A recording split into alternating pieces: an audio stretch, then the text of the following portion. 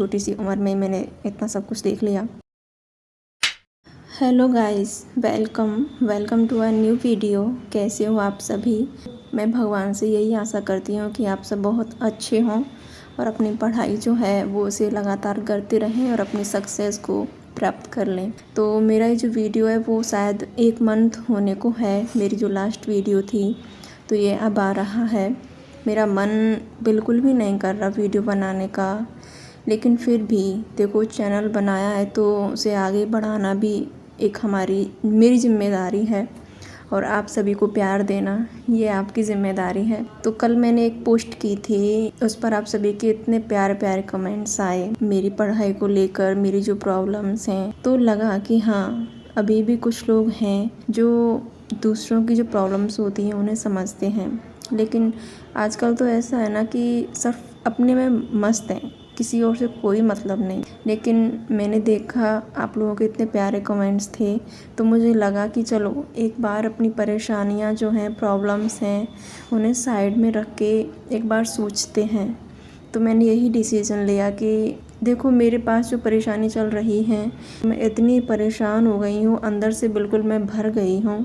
रोना इतना आता है कि बस पूछो मत, इतनी टेंशन, इतना सब कुछ। देखो मैं आपको क्लियर कर दूँ, ये मेरी जो समस्या है वो फैमिली की वजह से है। फैमिली मेरी इधर उधर बिखरी पड़ी है। मेरे पास सिर्फ एक रिश्ता है जिसकी वजह से मैं अब ज़िंदा हूँ या आगे रहूँगी, सिर्फ एक रिश्ते की वजह से।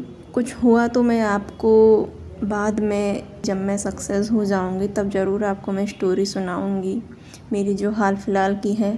क्योंकि ये जो समस्या है ना मेरी, ये इतनी आसानी से नहीं आती लोगों के, लेकिन मेरी अभी आ गई। ये छोटी सी उम्र में मैंने इतना सब कुछ देख लिया।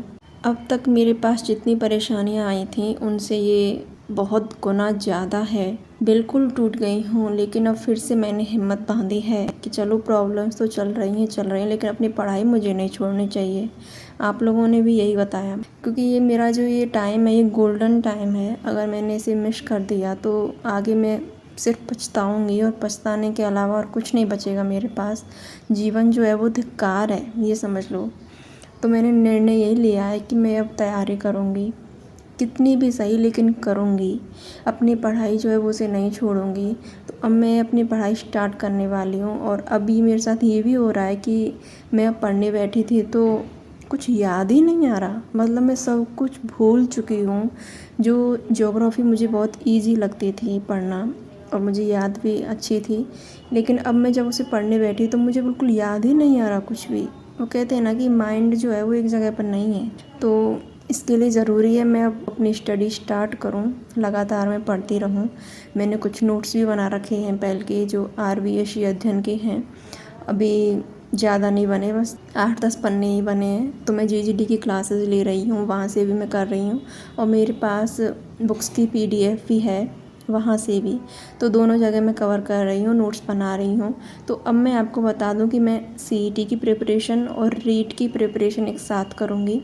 दोनों में जो कॉमन सब्जेक्ट हैं मैं उन्हें ही पढ़ूँगी। 3, 2, 1। क्योंकि देखो चारों सब्जेक्ट तो वो आ ही जाते हैं और GK जो है वो अलग है, तो ये इनमें सेम है।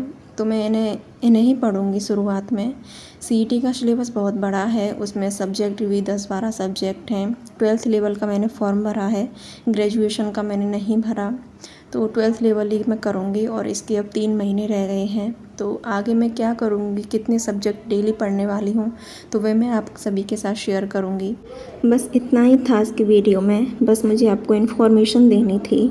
तो चलिए मिलते हैं नेक्स्ट वीडियो में, तब तक के लिए bye bye, take care, thank you so much. Game over.